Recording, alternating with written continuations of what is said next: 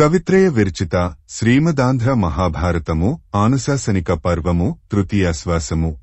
కృతికర్త తిక్కన సోమయాజీ 1275–1260 సంవత్సరముల మధ్య ప్రచురణ తిరుమల తిరుపతి దేవస్థానములు 2013వ సంవత్సరము. వీడియో చేసినవారు కంచి త్యాగరాజులు 2024వ సంవత్సరము.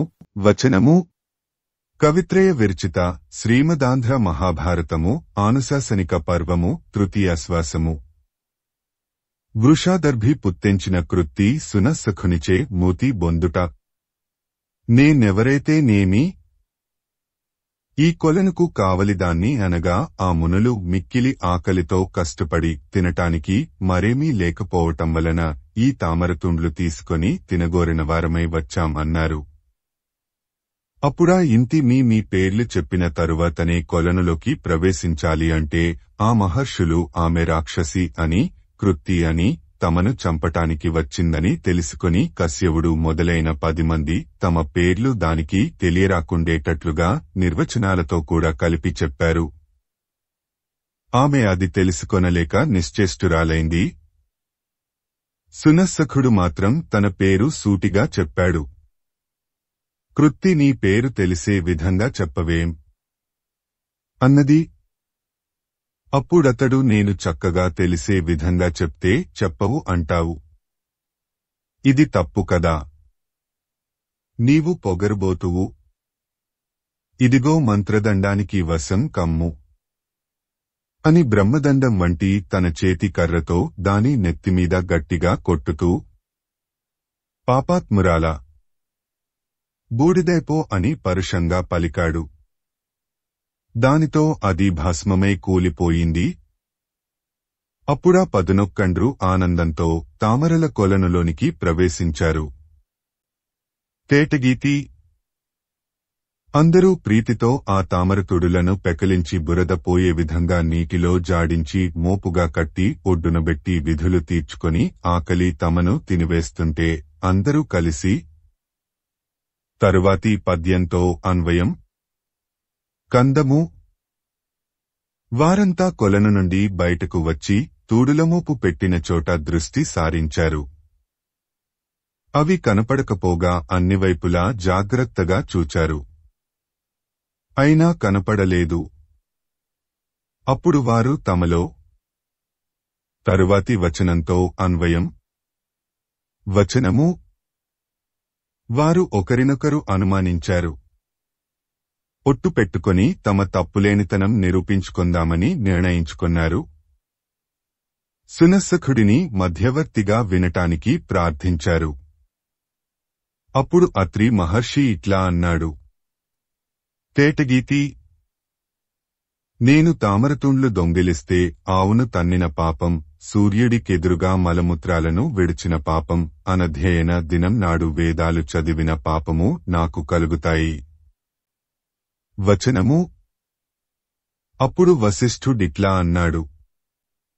కందము తామరతూడులు దొంగిలించిన నీచుడికి వేదం చదవకపోయిన పాపం, సన్యసించి కామభావన పొందినవాడి పాపం, కుక్కను పట్టుకొని తిరుగుతూ అసహించుకొనని వాడికయ్యే దుర్గతి కలుగుతాయి. వచనము అని పలికి వశిష్ఠుడు ఇంకా ఇట్లా అంటున్నాడు. కందము కన్న కూతురిని అమ్ముకొనటం, శరణుకోరి వచ్చినవాడిని రక్షించకపోవటం, దాత దరిద్రుడు కావటం చూచుకూడా అడుగుకొనటం అనే పాపాలు తూడులు దాచిన వాడికి కలుగుతాయి. వచనము వశిష్ఠుడిట్లా అన్నాడు. ఆ తరువాత చంపకమాల కశ్యప మహర్షి ఇట్లా అన్నాడు. మాంసం వ్యర్థంగా తినటం, న్యాయస్థానంలో అన్యాయంగా ఒకడివైపు సాక్ష్యం పలకటం, చెడుదానం, స్త్రీని పగటపుట కలిసే నీచత, విద్యగల బ్రాహ్మణులను లోభగుణంచేత ఏడిపించటం, సరుకునంతా నిలువచేసి ఎక్కువ లాభాలకు అమ్ముకొనటం ఈ తామరతూడుల మోపు దొంగిలించటం అవుతుంది. వచనము తరువాత కందము ఈ తామరతూడులను దొంగిలించే నేర్పు ఎటువంటిదంటే బంధువుల విషయంలో ఆవుల విషయంలో, స్త్రీల విషయంలో ధర్మం తప్పి దయలేనివాడు కావటం పనిపడి దిగులుగా ఉన్న విప్రులను గూర్చి పట్టించుకొనని నీతి వంటిది. కందము. ఇట్లా పలికి భరద్వాజ మహర్షి ఇంకా ఇట్లా అన్నాడు. మంత్రంతో పవిత్రమైన పదార్థాన్ని కంపలోని అగ్నిలో పోయటం, గురువును తక్కువ చేసి విద్యను నేర్వటం అనే పనులు తామరతూండ్ల దొంగతనానికి సాటి అవుతాయి. వచనము. అతడట్లా పలికిన తరువాత తేటగీతి. ముట్టిన భార్యను కలవటం, మలమూత్రాలను నీటిలో వదలటం, పగగొని ఉండటం, స్త్రీపై ఆధారపడి బ్రతకటం ఈ తామరతూడుల దొంగతనానికి సాటి అయిన పాపాలా? కందము. ఇట్లా చెప్పి జమదగ్ని ఇంకా ఇట్లా అన్నాడు. ఒకరికొకరు అతిథులు కావటం, సాయంలేని పగను నిలుపుకొనటం, పాడి ఆవును కోపించి కొట్టటం అనే పాపాలు ఈ తామరతూండ్ల దొంగతనానికి సాటి అవుతాయా? వచనము. అన్న తరువాత గౌతముడిట్లా పలికాడు. కందము. చేపట్టిన వేదవిద్యను వదిలివేయటం, అగ్నిహోత్ర పూజను నిష్కారణంగా మానటం, సోమం అమ్మటం, శూద్రస్త్రీకి మగడు కావటం, చెడ్డ ఊరిలో జీవించటం అనే పాపాలు తామరతూండ్ల దొంగతనానికి సాటి అవుతాయా? కావని భావం. వచనము. అని పలుకగా విశ్వామిత్రుడిట్లా అన్నాడు. కందము. పనికి వచ్చే సేవకులను రక్షించకపోవటము, పనికిరాని సేవకులను కాపాడటము, కపట ధర్మపు నడవడితో రాజును సేవించటం అనేవి తామరతూడుల దొంగతనానికి సాటి రాగలవా? వచనము. అప్పుడు అరుంధతి మెల్లగా నవ్వుతూ ఇట్లా అన్నది. కందము. ఎప్పుడు అత్తను తిట్టటం వలన, భర్త విషయంలో చెడు భావాలు గలది కావటం వలన, మంచి భోజనం ఒక్కతే తినటం వలన కలిగే పాడుగతి తామరతూడులు దాచుకున్న నీచురాలికి వస్తుంది. సీసము. గండ అనే సేవకురాలు తామరతూడులు దొంగిలించిన నీచురాలికి వంట చేసి ముందుగా తినటం, పనులలో వంచన చేయటం, అబద్ధాలు పలకటం, పుత్రికను సొమ్ముకు అమ్ముకొనటం, మంచివారికి కీడు చేయటం అనే పాపాలు తెచ్చే దుర్గతిని తెస్తుంది. ఇంతేకాక బ్రతుకంతా దాస్యం వదలని స్థితి ఆ నీచురాలికి కలుగుతుంది అని పలికింది. పశుసఖుడు తామరతూడులు దొంగిలించినవాడు, సంతానం లేనివాడు, గర్భదాసుడు, కూడుగుడ్డలకు చెడినవాడు అవుతాడని పలికాడు. వచనము. ఇట్లా వారందరూ తనవైపు మొగం పెట్టి పలికారు. అప్పుడు సునస్సఖుడు వారితో ఇట్లా అన్నాడు. కందము. బాగా ఆలోచిస్తే తామరతూడుల మోపును దొంగిలించటం తన కూతురిని మంచి వేదవేత్తకో, యజ్ఞభారాలు వహించేవాడికో ఇవ్వటంతో సమానం అవుతుంది. తేటగీతి. అతడట్లా అంటే వారంతా అయ్యా, నీవు పుణ్యకార్యాన్ని ఒట్టుకు సంగతిగా చేసి మాటాడుతున్నావు అంటే తామరతూడులు దొంగిలించావన్నమాట. మమ్ములను బాధించక వాటిని మాకిచ్చివేము అన్నారు. సీసము. ఆ ఋషులు ఆ విధంగా పలుకగా అతడు నిజమే, ఈ తూడుల విషయంలో మీలో మీరు ఎట్లా సంభావిస్తారో చూడాలని వాటిని నేనే దొంగిలించాను. ఇవిగో తీసుకొనండి అని వాటిని వారికిచ్చి, వృషాదర్భి మీమీద కోపంతో మిమ్ములను చంపటానికి హోమాగ్నిలో కృత్యను పుట్టించి పంపాడు. దానిని ముందే తెలుసుకొని మిమ్ములను కాపాడటానికి వచ్చి యా రక్కసిని చంపాను. నేను నిజానికి దేవేంద్రుడను. లోభం వదలటం మొదలైన మీ మంచిగుణాల వలన మీకు శాశ్వతలోకాలు సిద్ధించాయి. రండి ఆ పుణ్యలోకాలను అధిరోహించండి అని ప్రీతితో పలికాడు. వచనము. అతడట్లు పలికినంతనే చంపకమాల. ఆ మునులందరూ ఎంతో ప్రీతి పొంది అట్లాగే చేస్తామని పలికి దేవేంద్రుడి ప్రక్కనే చక్కగా అరిగి దేవలోకంలో పూజించదగిన స్థానాలలో ప్రకాశిస్తూ లోకాలన్నీ మన్నించి కొనియాడే రూపాలతో మెరిసిపోయారు. రాజా వినుము. ఇదంతా పుచ్చుకొనకపోవటం అనే గుణపు గొప్పతనం వలన కలిగింది. సుమా కందము. కాబట్టి లోభాన్ని విడవటానికి మరే గుణాలు సాటిరావు. అందున బ్రాహ్మణుడు దీనిని మరింత శ్రద్ధతో పాటించాలి. దీనిని దేవతలెంతో గొప్పగా భావిస్తారు. వచనము. భీష్ముడిట్లా చెప్పి ఇంకా వివరిస్తున్నాడు. ఉత్పలమాల. ఈ పాతకథను ఆర్యుల సభలో ప్రవచించేవాడు దీర్ఘమైన ఆయువు, సంపద, ధర్మము, దొడ్డ కీర్తి పెంపొందగా సౌఖ్యానికి నెలవైన బుద్ధిగలవాడై జీవిస్తాడు. దేవతలు, పితృదేవతలు ఎంతో ప్రీతితో అతడికే ఆపద ఎటువైపు నుండి రాకుండా చేస్తారు. వచనము. కవిత్రయ విరచిత శ్రీమదాంధ్ర మహాభారతము ఆనుశాసనిక పర్వము తృతీయాశ్వాసము. ఉపానద్దాన విషేక సూర్య జమదగ్ని సంవాదము. తరువాత ధర్మరాజు భీష్ముడిని తాత శ్రాద్ధాదులలో గొడుగులు, చెప్పులు దానం చేయటం చాలా మంచి పనిగా చెప్పుతారు. వాటి సంగతి చెప్పుము అని ప్రార్థించాడు. అప్పుడా దొడ్డబుద్ధిగల భీష్ముడు ఆ రాజుతో ఇట్లా అన్నాడు. సూర్యజమదగ్ని సంవాదం అనే పురాతన కథ వింటేనే నీవడిగిన విషయం చక్కగా తెలుస్తుంది వినుము. జమదగ్ని ఒకనాడు వినోదం కొరకు విల్లు పుచ్చుకొని బాణాల పొది తీసుకుని భార్య రేణుక వెంటరాగా ఇల్లు వెడలి ఒక బయలులోనికి వచ్చి ఆ కట్టను ఒకచోట నిలువజేసి దూరంగా బాణాలు పడవేస్తూ ఉన్నాడు. ఆమె ఆ బాణాలు ఏరి తెచ్చి మరల అతడికి అందిస్తూ ఉన్నది. తేటగీతి. ఈ విధంగా ఆడుకొంటూ ఉండగా సూర్యుడు నడిమింటికి వచ్చాడు. అప్పుడు ఆ రేణుక బాణాలు ఏరి తేవటానికి పోయి కొంచెం జాగుచేసి వస్తే అతడు ఆమెతో ఇట్లా అన్నాడు. కందము.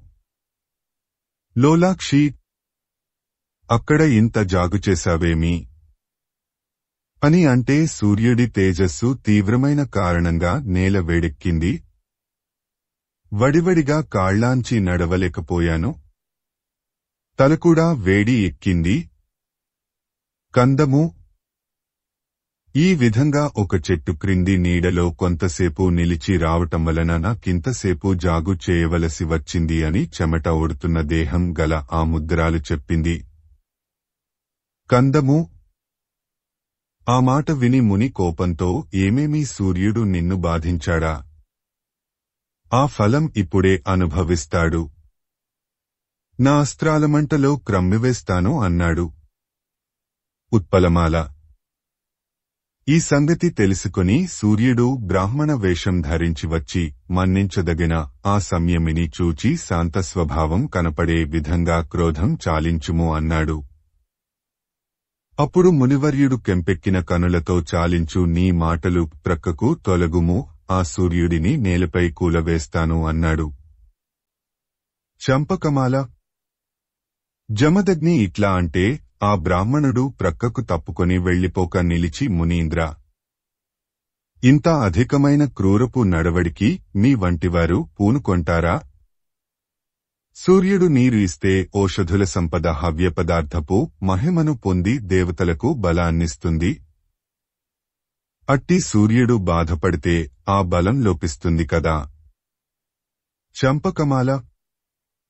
ఇంత చెప్పినా జమదగ్ని శాంతి పొందలేదు. సూర్యుడు హృదయంలో భయపడి మునీశ్వర, నేను సూర్యుడను. నా వలన నీకు ఏ కీడులు కలిగినా సహించుము. నీ హృదయం దయతో నిండిన దని అన్ని లోకాలు కొనియాడగా విని సంతోషం పొందుతూ ఉంటాను. నిన్ను శరణు కోరుతున్నాను. నన్ను రక్షించుము అన్నాడు. చంపకమాల. సూర్యుడిట్లా అనగా ఆ జమదగ్ని శాంతించాడు. అతడిని మన్నించాడు. అప్పుడు సూర్యుడు సంకల్పమాత్రంచేత గొడుగు చెప్పులు సృష్టించి తెచ్చి అతడి దగ్గర ఉంచి, ఇవి పూర్వం లేవు. ఈ గొడుగు వలన నా వేడి ఏమాత్రమూ శరీరానికి తాకదు. ఈ చెప్పుల వలన కాళ్లకు తాకదు అన్నాడు. మత్తేభము. ఇట్లా నేర్పు మీరగా గొడుగును చెప్పుల జతను చూపి వాటి విశేషాన్ని వక్కాణించి, మహర్షివరేణ్య, అపూర్వమైన సృష్టి విలాసంతో ఏర్పడి వెలుగొందుతున్న ఈ వస్తువులను దయతో మంచి విద్యావేత్తకు దానం చేయటం దాతకు ఇహలోకపు సుఖాధిక్యాన్ని, పరలోకంలో ప్రియమైన సుఖాన్ని సుస్థిరంగా చేస్తుంది అని చెప్పాడు. మత్తేభము. ఓ రాజా! సూర్యుడట్లా చెప్పగా ఆ మహర్షి శ్రేష్ఠుడు మొగం వికసించగా సూర్యుడిని మంచి మాటలతో సాగనంపి భార్యతో పాటు పరమానందంతో తన తావున కరిగాడు. అది మొదలు జనులంతా ఆ వస్తువులను గొప్ప సంతోషంతో కైకొన్నారు. ఈ వస్తువుల సంగతి నీకు స్పష్టంగా తెలిసే విధంగా చెప్పాను. చంపకమాల. రాజా! సూర్యుడు మనస్సుతో సృష్టించినవి, మహర్షి మన్నించినవి అయిన ఈ మంచి వస్తువులను విద్యావంతుడికి, యతులకు, సాధువులకు, పెద్ద వ్యస్సువారికి, మంచి మానవులకు దానం చేయుము. అది మిక్కిలి సారంగల ధర్మం సుమ. దానితో గోలోకం మొదలైన పుణ్యలోకాలు లభిస్తాయి. కందము. దాననిష్టగల ఓ రాజా! చెప్పులను, గొడుగును దానమివ్వటం దేవతల మన్ననకు యోగ్యమైనదని ఎందరో పండితవరేణ్యులు చెప్పగా ఎప్పుడూ వింటూ ఉంటాము. కందము. భీష్ముడిట్లా చెప్పిన తరువాత ధర్మరాజు తాతను ఇట్లా అడిగాడు. పుణ్యాత్మ! శూద్రుడెటువంటి నడవడితో ఈ లోకపు, పరలోకపు సుఖాలను పరమసుఖాన్ని పొందుతాడు? వచనము. ఆ మాట విని తాత ధర్మరాజుతో ఇట్లా అన్నాడు. కవిత్రయ విరచిత శ్రీమదాంధ్ర మహాభారతము ఆనుశాసనిక పర్వము తృతీయాశ్వాసము. శూద్రున కవస్యానుష్ఠేయంబైన ధర్మంబు నిరూపించుట. కందము. సాధువర్తన. మహర్షి శ్రేష్ఠుడు, మంచి కీర్తిగలవాడు అయిన పరాశరుడు లోకపు మేలే ప్రయోజనంగా తన శిష్య సముదాయానికి ధర్మస్వరూపాలను తెలియజెప్పాడు. వచనము. ఆ మాటలు చెప్పుతాను. అందులో నీ ప్రశ్న విషయం అర్థం కూడా తెలియవస్తుంది, వినుము. సీసము. దయతో గొప్పవాడైన పరాశరముని శిష్యులకు ఇట్లా చెప్పాడు. శూద్రుడు ఇంద్రియములపై పట్టుగలిగి లోపలి శత్రువులైన కామం మొదలైన వాటిని గెలిచి గర్వం వదలి తక్కిన 3 వర్గాల వారి పట్ల హృదయం భక్తిమయం చేసుకుని సేవ చేసినట్లయితే ఈ లోకపు సుఖాన్ని, ఉత్తమ గతిని పొందుతాడు. వేదం చదవటం గాని తపస్సు గాని చేస్తే 2 లోకాలను కోల్పోతాడు. బ్రాహ్మణుడికి అధ్యయనము, రాజునకు బలము నిండుగా ఉండటము, వైశ్యునకు వాణిజ్యము, శూద్రునకు సేవకత్వము గొప్పధనాలు. కందము. ఇవి శాస్త్రం చూపిన మార్గాలు. బ్రాహ్మణులు మొదలైనవారు ఈ సదాచారాలను చక్కగా పాటిస్తే 2 లోకాలలోనూ గొప్పతనం పొందవచ్చును. తేటగీతి. ఇట్లా కాక 4 వర్ణాలలో ఎవరైనా వారి స్వధర్మాలను విడిచిపోతే బ్రతికినప్పుడు చచ్చిన తరువాత వారికి చెడుగతులు కలుగుతాయి. వచనము. భీష్ముడు ఇట్లా చెప్పి శుచిత్వపు విధానం చెప్పగోరి ఇట్లా అన్నాడు. కందము. మానవుడు మలమూత్రాలు వదిలేటప్పుడు రాత్రివేళ దక్షిణ దిక్కుగా, పగటివేళ ఉత్తర దిక్కుగా ముఖం ఉంచి చేయాలి. 3 సంధ్యలలో ఉత్తరం వైపే ముఖం ఉంచటం ఆ పనికి తగనది. కందము. మలమూత్రాలు వదిలిన తరువాత శుద్ధి చేసుకొనకుండా మాటాడరాదు. శుద్ధి కొరకు తొడలమీద నీళ్లు చలకటం పనికిరాదు. ముడ్డిని 3 సార్లు మట్టితో తోమాలి. కందము. ముడ్డిని నొప్పి పుట్టే విధంగా తోమరాదు. అలా చేస్తే రోగం కలుగుతుంది. అంటిన చెడువాసన తొలగటాన్ని కూర్చే అంతమాత్రం తోమటం సుకుమారంగా నేను చెప్పినట్లు చేయాలి. తేటగీతి. పృష్ఠం కడిగే నీళ్లు చిందరవందరగా పడటం మంచిది కాదు. కడుగుకొనటం మెల్లమెల్లగా చేయటం మంచిది. ఆ తర్వాత ముందు ఎడమచేతిని 3 సార్లు మట్టితో తోమి చక్కగా కడుగుకొనాలి. కందము. తరువాత కుడి చేతితో ఎడమ చేతిని కడగాలి. తరువాత 7 మట్టి ముద్దలను ఉపయోగించి 2 చేతులను శుద్ధి చేసుకొనాలి. తరువాత మళ్లీ అపాన స్థలాన్ని కొంచెం మట్టితో కడగాలి. కందము. ఇట్లా గుదతలం శుభ్రం చేసుకొన్న తరువాత చేతులు నీటితో చక్కగా కడుగుకొని లేచి నిలబడి పాదాలు శుభ్రంగా కడుగుకొనాలి. కందము. బహిరంగ స్థలాలలో మలమూత్రాదులు వదలరాదు. ఆ పనులకు వాటి శుద్ధి పనికి చెట్లు మొదలైనవి గల మరుగుతావులు ఉండాలి.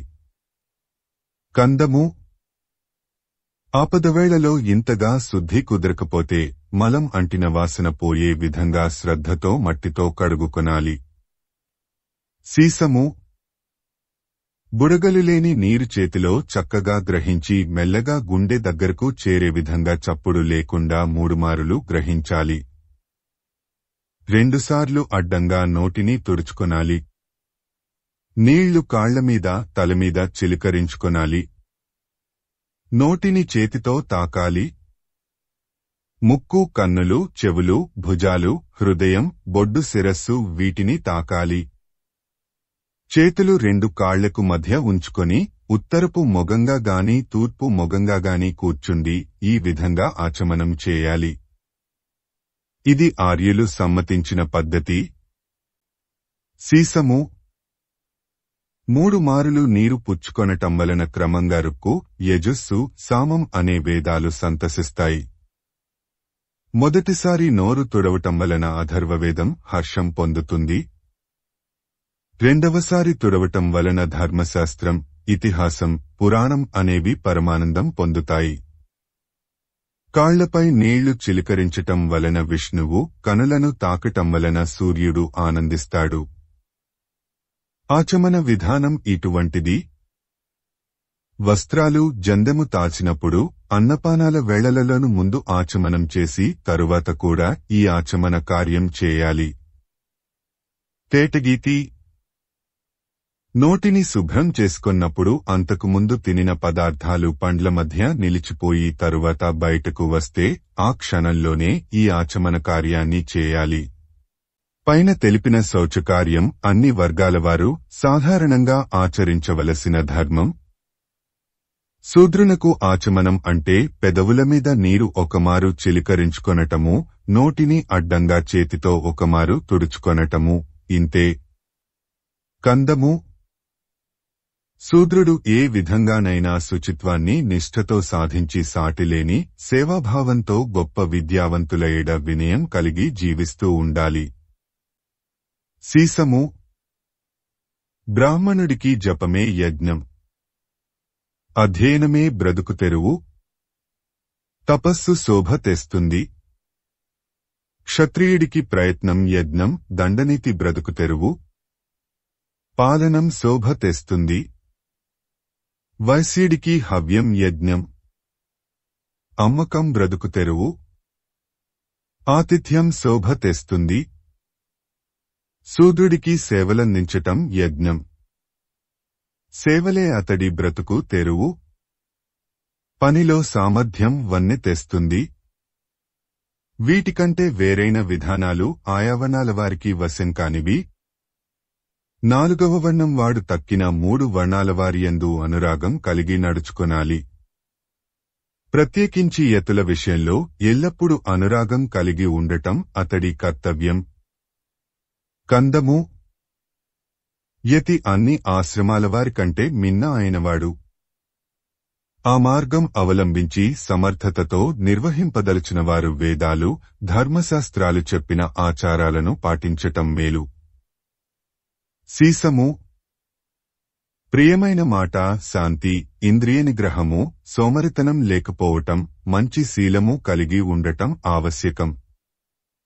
ఈ లక్షణం చేత ఈ దాట శక్యం కాని భయంకరమైన సంసారం దాటుతానన్న భావంతో భిక్షుక జనాలకు ఏవి కర్తవ్యాలో అవి నిరంతరం చేస్తూ మహాత్ములకు పాదసేవ చేస్తూ నిష్ఠతో శుద్ధుడై అహంకారం లేనివాడై ధర్మంతో సాధించిన వస్తువులతో దేహపోషణ చేసుకొంటూ పగలనక రాత్రి అనక పరిచర్య చేస్తూ శూద్రుడు ఇహపర సుఖాలను పొందుతాడు.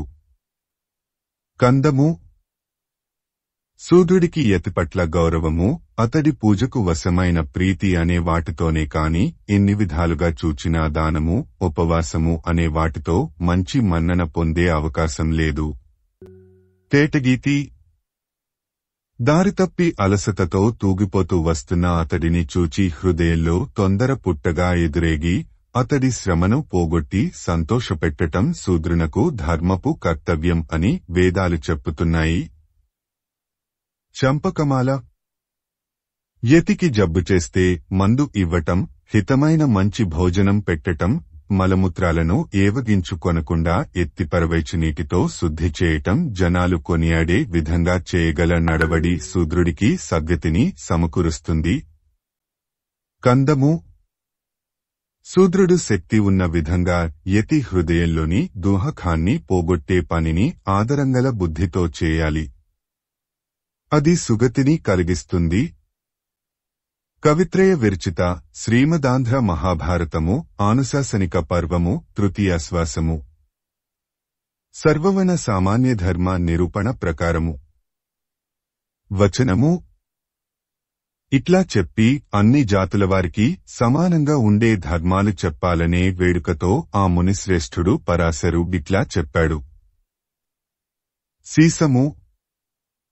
ఇతరుల సొమ్ముల కాసవడరాదు. ఇతరులను తనతో సమానంగా భావించాలి. కనపడే వస్తువులన్నీ వచ్చిపోయే తరంగాల వంటివి అని భావించి వాటిపై మమకారం వదలాలి.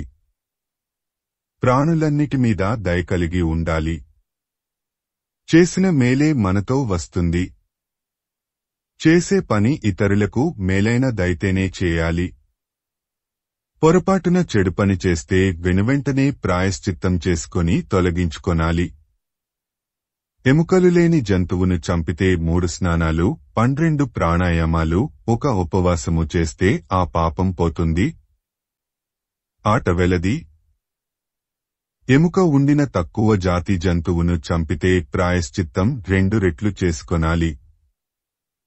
పెద్ద జంతువైతే 4 రెట్లు, మానవమాత్రుడిని హింసిస్తే 8 రెట్లు ప్రాయశ్చిత్తంతో ఆ పాపం పోతుంది. కందము. గుర్రాన్ని ఏనుగును చంపిన పాపానికి ప్రాయశ్చిత్తం సాధారణ జనుడిని చంపిన దానికి వలెనే చేసుకొనాలి. విశిష్టులైన మనుజులను చంపితే కలిగే పాపం ఎన్నో ఏండ్లు బిచ్చమెత్తటం మొదలైన సత్కర్మాల వలనే కాని తక్కువ రకపు ప్రాయశ్చిత్తాలతో పోదు. తేటగీతి. మద్యపానము, గురుభార్యను కలియటం అనేవి మహాఘోర పాపాలు. ప్రాణాలైనా బలిపెట్టి చేసే ప్రాయశ్చిత్తాలతో గాని అవి నశింపవు.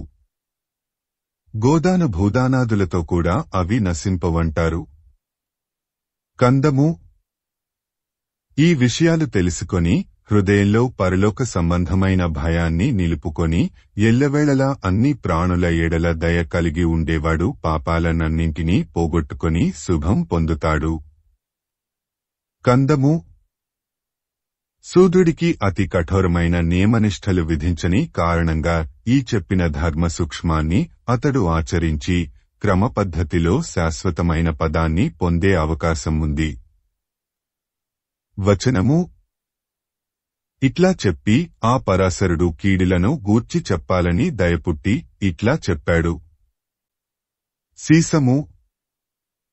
నరుడు హిరణ్మయ పురుషుడు దక్షిణం వైపు మొగం పెట్టి ఉత్తరం దిక్కున ఉండటం చూస్తే 3 ఏండ్లలో మరణిస్తాడు. సూర్యబింబం కాంతి తప్పి ఉండటం చూస్తే 2 ఏళ్లలో మూతి పొందుతాడు. వెన్నెలలో తన నీడలో రంధ్రాన్ని చూస్తే 1 సంవత్సర కాలంలో ఆయువు తీరినవాడవుతాడు. తన నీడ తలలేనిదే కనపడితే 6 నెలలలో వెళ్లిపోతాడు. చెవులను చేతులతో గట్టిగా మూసుకొన్నప్పుడు నాదం వెనుకపోతే నెలనాళ్లలో చావు పొందుతాడు. చెవులు, ముక్కు పట్టు సడలి పండ్లలో, కన్నులలో వికారపు వర్ణం కానవస్తే ఆ రోజే మరణిస్తాడు అంటారు. వచనము. ఆ విధంగా ఉండే అరిష్టాలలో ఏవి తోచినా మనుజుడు కలత పొందని హృదయంతో ఆశల దాహం కలదైన సంసారం మీది లంపటాన్ని వదిలివైచి మనస్సును కుదుటపరుచుకొని మునివర్యులు చెప్పిన నిర్మల ధ్యాన కార్యాలలో ఆసక్తి కలిగి ఉంటే కాలరూప పరమాత్ముడి అనుగ్రహం పొందుతాడు. ఒకవేళ దానికి వలసిన తెలివి చాలకపోతే మరణించి వైశ్య, క్షత్రియ, బ్రాహ్మణ కులాలలో ఆయా విధాల సంపదల నిండుతనము, జ్ఞాన సంపద కల వంశాలలో క్రమంగా పుట్టి తరువాతి పద్యంతో అన్వయం. కందము.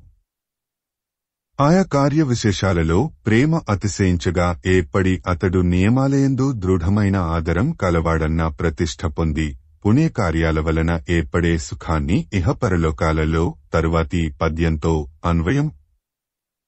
తేటగీతి. ఇహపరసుఖాలను అనుభవిస్తూ బ్రహ్మసభ చివరగా ఉన్న పుణ్యలోకాల కన్నింటికీ రాకపోకలు గావిస్తూ నిండైన జ్ఞానం పొంది తన భావనతో ఈ విధంగా హృదయంలో తలపోస్తాడు. కందము. ఇవన్నీ ఎప్పటికైనా నశించేవి. పుట్టుక చావు అనే వాటితో కూడినవి. గట్టిదైన అజ్ఞానంతో ఏర్పడే దుఃఖాన్ని అంటిపెట్టుకొని ఉండేవి. కొంచెపాటి సుఖం మాత్రం కలవి. వీటిమీద మమకారం ఎందుకు? వచనము. ఇట్లు తలపోసి మరల పుట్టుక కలిగించునది తనకంటే మిన్న అయినది లేనిది మిక్కిలి స్థిరమైనది అయిన ధర్మాన్ని కోరుతూ ఉంటాడు. చేయనివనికి ఫలం పొందటంగాని చేసిన కర్మఫలం పొందకపోవటానికి గాని ఎవరికీ సాధ్యం కాదనేది నిశ్చయం కనుక చేసిన పుణ్యకర్మం వలన అతడు దేవేంద్రుడు మొదలైన మహాత్ముల సహవాసంతో కొంతకాలం ఉంటాడు. తేటగీతి. పుణ్యఫలం ముగిసే సమయంలో గొప్ప జ్ఞాన సంపద గలవారి వంశంలో పుట్టి బ్రహ్మవేత్తలు పొందే సంస్కారాలన్నీ పొంది అతిథులకు, దేవతలకు, పితృదేవతలకు మిక్కిలి తృప్తి కలిగించి తరువాతి పద్యంతో అన్వయం. తేటగీతి. భార్యాపుత్రులు మొదలైన బంధాలనన్నింటినీ తెగగోసి వేసుకొని సన్యాసి ధర్మాన్ని చక్కగా పాటించి ఇంటి నుండి బయటపడి గురువుల సేవతో గొప్పవైన సాంఖ్యయోగ శాస్త్రాల రహస్యాలను ఒక్కటిగా చేసుకొని అనుభవించి తరువాతి పద్యంతో అన్వయం. సీసము.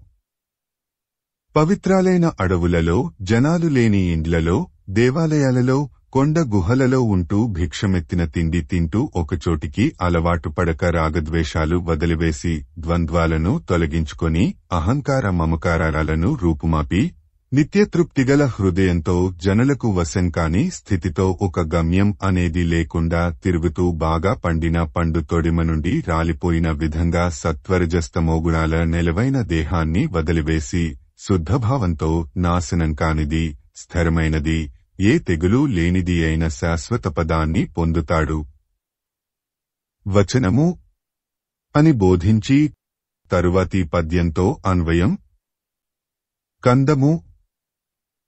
సన్యాసి ఈ విధంగా గూడు వదలిన పక్షివలె మాయను వదిలివచ్చి భేదింపరాని అక్షరం అనే తత్యాన్ని ప్రత్యక్షం చేసుకొని శాశ్వత పదవిలో నిలుస్తాడు. వచనము. ఆ మహాత్ముడు సంసార సముద్రాన్ని దాటటమే కాదు తన్నాశ్రయించిన వారిని కూడా దాటించగలుగుతాడు. ఉత్పలమాల.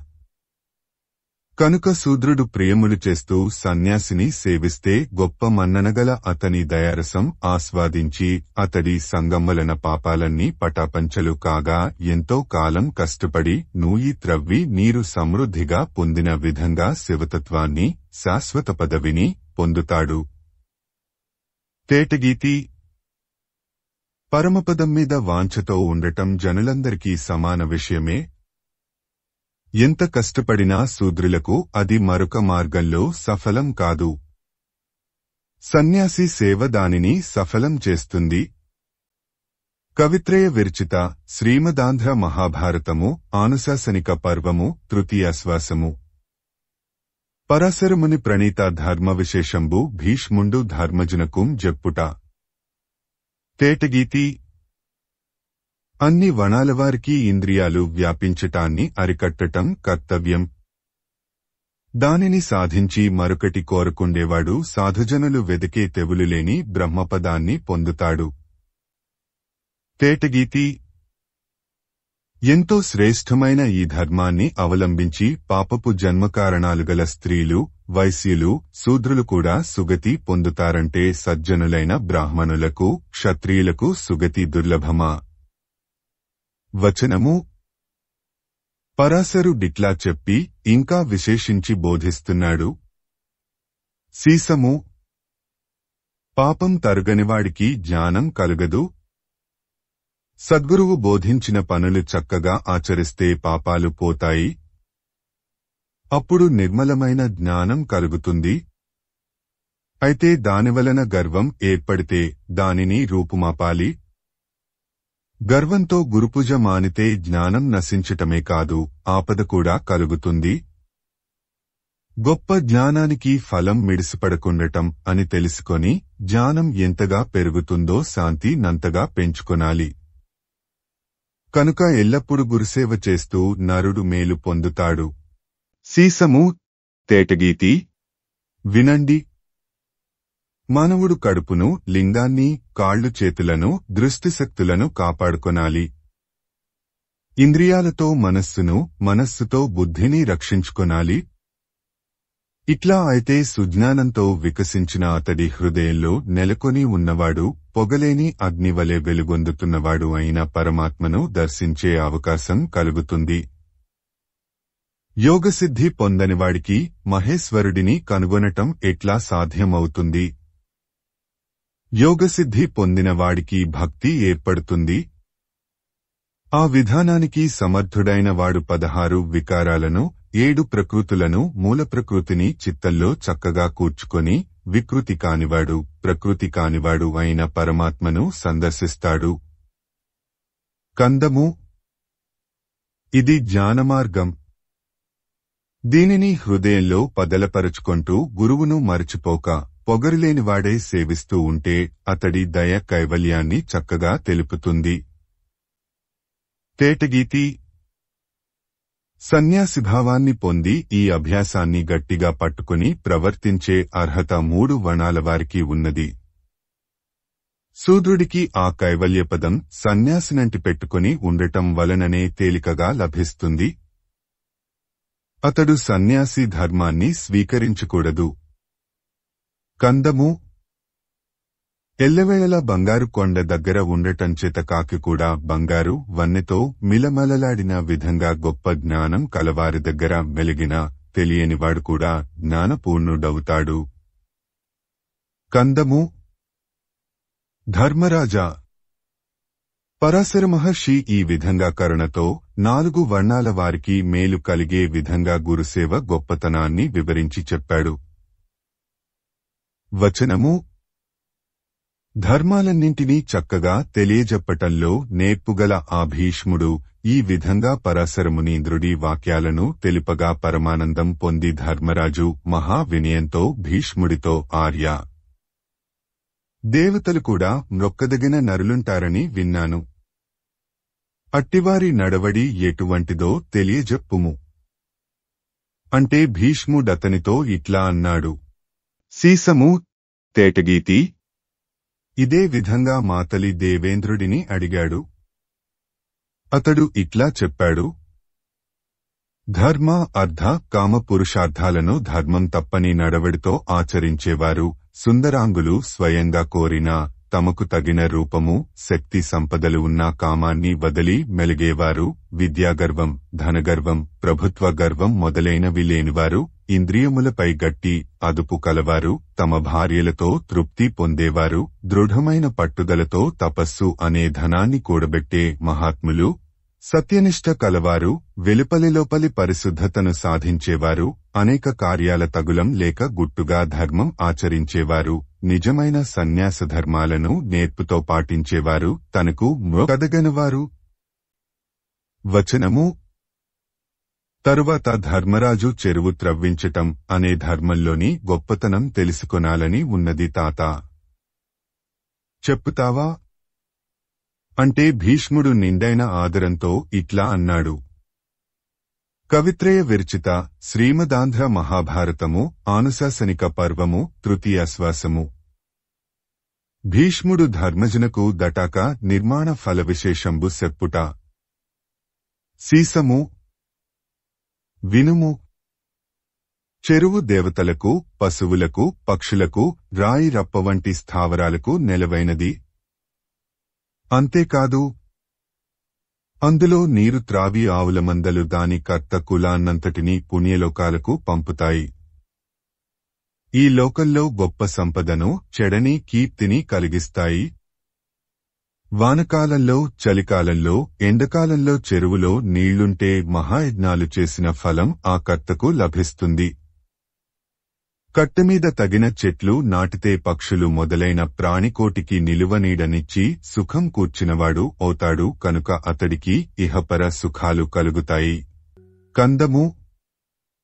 ధర్మరాజా, పితృదేవతలు తమ వంశంవారు చెరువులు త్రవ్విస్తే పరమానందం పొందుతారు.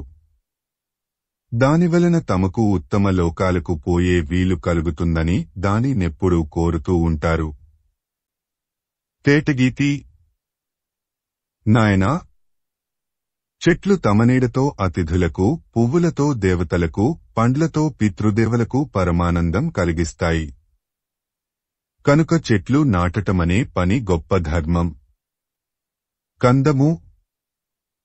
ఆ మాటలు విని ఆనందించిన ధర్మరాజు గృహస్థ ధర్మానికి సంబంధించిన నిండైన ప్రసిద్ధిని నీ పుణ్యవాక్యాలతో నా హృదయంలో ప్రవేశపెట్టుము అని అడిగాడు. కందము. అన్నంతనే తాత ఆ మనుమడితో ఇట్లా అన్నాడు. ప్రసిద్ధమైన కీర్తిగల ధర్మరాజా, మునుపు భూదేవికి విష్ణువుకు అయిన సంవాదం వినుము. అది నీ కోరికను తీరుస్తుంది. తేటగీతి. నన్ను నీవడిగినట్లుగా కృష్ణుడు ముందు ప్రేమవాక్యాలతో బుజ్జగించి భూదేవిని అడిగాడు. దానికి ప్రీతి చెంది ఆ మహానుభావునికి అతడి హృదయం ప్రీతి పొందే విధంగా ఇట్లా చెప్పింది. కందము. ప్రభూ, గృహస్థుడు అగ్ని ఆరాధన చేయాలి. భూతాలకు బలిని ఒడలంతా నిండిన భక్తితో చేయాలి. దానివలన దేవతల సముదాయం పరమానందంలో తేలుతుంది. తేటగీతి. అన్నం, పాలు, పండ్లు, దుంపలు, చల్లని నీరు అనే వీటిలో దేనితోనైనా ప్రతిదినము పితృదేవతలకు తర్పణం చేయాలి. వైశ్వదేవం అనే కర్మ తప్పని సరిగా ఆచరించాలి. కందము. వైశ్వదేవం తరువాత తన శక్తి మేరకు దానాలు చేయాలి. బిచ్చమెత్తుకునే విద్యావంతులైన బ్రాహ్మణులను ఎదురుచూచి వేగంగా భిక్షలివ్వాలి. తేటగీతి. భోజన సమయానికి విద్యావంతులైన బ్రాహ్మణోత్తములు రాకపోతే వండిన పదార్థాలలో ముందు భాగాన్ని హోమకుండంలోనైనా వేయాలి. తరువాత మిత్రులను, చుట్టాలను, అతిథులను, గురువులను అన్నం పెట్టి తృప్తి పరచాలి. పిదప బలికార్యం చేయాలి. వచనము. బలులు 2 రకాలు. వాటిలో ఇదివరకు నేను చెప్పిన శ్రౌతబలి. అది ధర్మానికి, అధర్మానికి, ఓషధులకు, అడవులకు, రక్షస్సులకు మొదలైన వాటికి సంబంధించినది. ఇప్పుడు చెప్పినది స్మార్తబలి. ఇది పశువులకు, పక్షులకు, చండాలురు మొదలైన వారికి సంబంధించినది అని వివరించి ఇంకా ఇట్లా చెప్పింది. ఆటవెలది. సత్ప్రవర్తన కల ఓ కృష్ణ. ఇది గృహస్థధర్మం. ఈ పద్ధతిని సాగించి విప్రుడు భోజనం చేయాలి. ఇట్టివాడు ఇహపర సుఖాలను పొందుతాడు. కందము. అని చెప్పగా కృష్ణుడు హృదయంలో ఎంతో సంతోషించి గృహస్థధర్మ ఆచారాలను నిష్ఠతో నిర్వహించాడు. ధర్మరాజా, నీవు కూడా కర్మశ్రద్ధ అధికంగా కలవాడవు కనుక గృహస్థధర్మాన్ని చక్కగా నిర్వహించుము. కందము. ధర్మజ, గృహస్థధర్మం పాపాలను పటాపంచలు చేస్తుంది. ఈ లోకంలో శుభాలన్నీ కూర్చి ఆనందం కలిగిస్తుంది. పవిత్రమైన కీర్తి అనే సంపదను ప్రసాదిస్తుంది. పుణ్యలోకాలను చక్కగా కూరుస్తుంది. కనుక దానిని గొప్పగా భావించుము. వచనము అని ఈ విధంగా భీష్ముడు ధర్మరాజునకు గృహస్థాశ్రమ ధర్మ విధానం చెప్పాడని చెప్పగా జనమేజయుడు ఇంకా ఆ పూర్వవంశ శ్రేష్ఠుల ప్రశ్న సమాధానములు ఏ విధంగా సాగాయో తెలుపుమని కోరాడు. కవిత్రయ విరచిత శ్రీమదాంధ్ర మహాభారతము ఆనుశాసనిక పర్వము తృతీయాశ్వాసము. ఆశ్వాసాంతము. చంపకమాల. స్వామి, కామక్రోధాదులు లేని హృదయాలలో క్రీడించటంలో నీవు నేర్పరివి. అజప గాయత్రి మంత్రం జపించటమే గొప్ప వ్రతంగా గలవారి సర్వభారాలు వహించటంలో ఆసక్తి కలవాడవు. చంద్రుడు సూర్యుడు నీ కన్నులు. కౌస్తుభమహాకాంతులతో తళతళలాడే అస్థిమాల కాంతులతో అందమైన వక్షస్థలం నీది. మహర్షుల బుద్ధులు నిన్ను చక్కగా భావిస్తాయి. దేవతలందరూ నిన్ను సేవిస్తూ ఉంటారు. కందము. స్వామి, నీ పేర్లు సత్యగుణానికి ఆధారాలు. వాటివలన మానవులకు కలిగే శుభాలను స్పష్టం చేస్తూ ఉంటాయి. నీవు భక్తులకు వశం అయినవాడవు. తత్వం అనే పదాలకు అర్థమైనవాడవు నీవు. బ్రహ్మభావ భవనానికి నీ ఒక మహాదీపం. దైత్యుల మిడిసిపాటును తుక్కుదుగరగా కొట్టివేస్తావు. మాలిని. దేవా, నీకు లోకాలను రక్షించటమే వినోదం. సత్యగుణం నుండి పుట్టిన ఆనందం నీ స్వరూపం. సగుణం విగుణం అనే రెండు పద్ధతులు నీకు ఉన్నాయి. ఇంద్రియాలపై నిగ్రహం అనే పూలతోట నీ నెలవు. నీకు ఏ వికారాలు లేవు. సర్వప్రాణులు స్థావరాలు నీవలననే ప్రవర్తిస్తున్నాయి. నీ మహిమ కొందరకు సులభం, కొందరకు దుర్లభం. నీవు చంద్రుడిని, నెమలి పింఛాన్ని ధరించి సౌందర్యంతో విరాజిల్లుతున్నావు. గద్యము. ఇది మంగళకరమైనది.